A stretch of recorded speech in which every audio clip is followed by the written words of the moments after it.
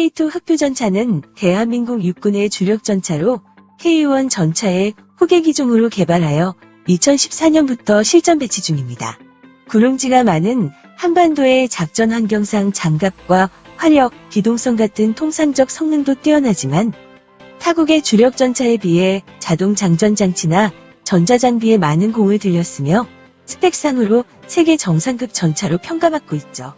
K2 전차는 2008년 터키에 기술 수출을 이뤄내는 등 이미 글로벌 경쟁력을 입증한 바 있고 오만 현지 성능 테스트에서 사막을 거침없이 질주하는 등 뛰어난 성능을 발휘, 사막형 전차로 호평을 받아 중동 국가 수출에도 청신호가 잇따르고 있습니다. 그러던 중 지난 2018년 11월에 또 한 번 희소식이 들려왔는데요.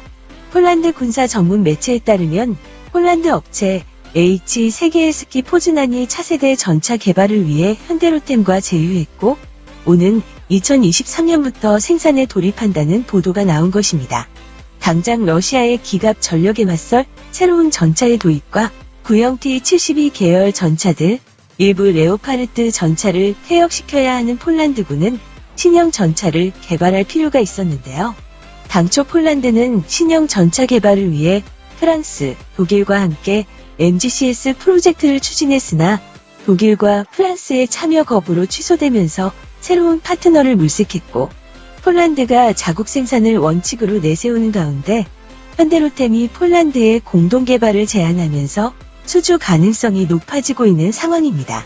개발사인 현대로템은 유럽 3대 방산 전시회 MSPO에서 K2 전차의 폴란드 수출형 모델인 K2PL을 선보이기도 했죠. 폴란드는 차세대 전차 사업을 통해 약 800대의 전차를 개발 생산할 계획으로 사업 규모만 10조 5천억 원에 달할 것으로 추정되며 폴란드 수출이 성사되면 처음으로 완제품과 기술을 함께 수출하는 쾌거를 달성하게 됩니다. 이 소식은 중국 밀리터리 매니아들 사이에서도 화제가 됐는데요. 한 언론 기사에서는 폴란드가 거의 1000대에 가까운 K2 전차를 구매한다면서 한국의 방위 산업과 제조 기술이 상당한 수준이라고 평가하고 있었습니다. 그럼 지금부터 중국 언론의 기사와 기사에 달린 네티즌들의 반응을 소개해드리겠습니다. 한국의 봄바람이 한창일 때 폴란드는 거의 1000대의 K2 전차를 구입한다. 폴란드가 그 많은 탱크를 운용할 수 있나? 무기 장비는 거대한 1만 톤 규모의 군함부터 작은 보병 전투 차량에 이르기까지 제작 기술 난이도가 상당히 높은 특수한 제품으로 종합적인 산업체계 없이는 소총 한 자루조차 제조할 수 없다. 현재 매우 포괄적인 무기 및 장비 제조 능력을 갖춘 국가는 3개국에 불과하고 기타 다른 나라들도 무기 및 장비를 제조하고 수출할 수 있지만 대부분 한 가지 분야나 한 가지 종류에 집중한다. 한국은 F-15 전투기와 같은 많은 주력 장비를 수입해야 하지만 실제로 한국은 세계에서 가장 진보된 구축함 중 하나인 세종대왕급 구축함과 같은 상당한 무기 및 장비의 제조 기술을 보유하고 있다. 또한 인도에 수출된 K9 자주포처럼 한국에서 개발한 일부 장비는 수출 수주도 많이 받았으며 최근에는 훈련기로 개량한 FA-50 등 군용기 시장에서도 돌파구를 마련했다.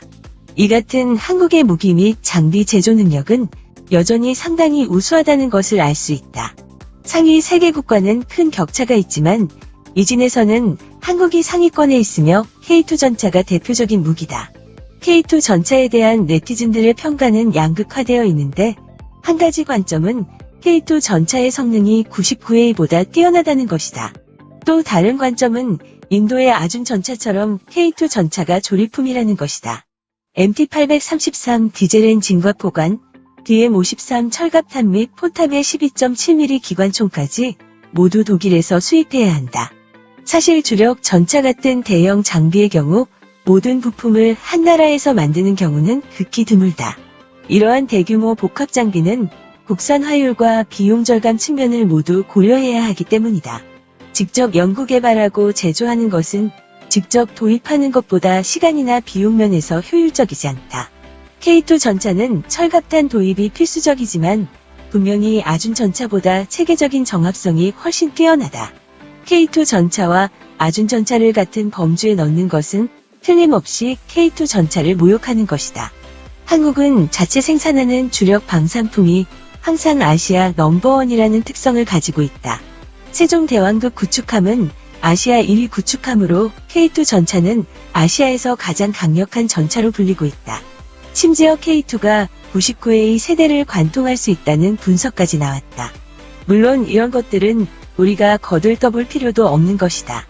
K2 전차는 전체적인 성능을 보면 정말 좋은 편이지만 K2 전차 시연에서 K2 전차가 콘크리트 블록에 끼었던 사고를 또 언급하려는 네티즌들도 있을 것이다. 그러나 사실 그런 일은 아무리 진보된 탱크라고 하더라도 운전자의 조작 미숙 등 발생할 수 있는 요소들이 많다. K2의 성능은 그 한 번의 시연만으로 부정할 수 없는 것이다. 2015년 실전 배치 이후 빠르게 주력 전차로 부상한 K2 전차는 한국이 수출을 적극 추진하고 있지만 그동안 세계 무기 시장에서는 제공권 장악이 우선이라는 작전 논리에 따라 첨단 전투기와 방공 시스템이 주 전력 장비 분야에서 가장 큰 화두였고 중형 전차의 시장 점유율은 그리 크지 않다. K2 전차는 지난 몇 년간 터키와 오만에서 극히 적은 수주를 따냈는데 터키의 K2 전차 구매는 주로 기술 도입을 위한 목적이고 오만의 K2 전차는 아직 배송을 시작하지 않았다. 그런데 최근 폴란드가 K2 전차에 꽂히면서 한 번에 800대의 전차를 구매한다. 2019년 2월부터 K2 전차는 폴란드에서 1년의 환경 적응성 테스트를 실시하여 총 3,200km를 주행했고 폴란드는 K2의 성능에 매우 만족하고 있다. 800대의 K2 전차 대부분은 폴란드에 설립된 생산 라인에서 조립될 예정이다. 한 번에 800대의 주력 전차를 수출하는 것은 에이브람스가 보는 것만으로도 눈시울을 붉힐 만큼 매우 좋은 성적표이다. 한편 폴란드의 현재 총 군사력은 20만 명에 불과해 일부 네티즌들은 이런 농담을 하고 있다. 폴란드는 K2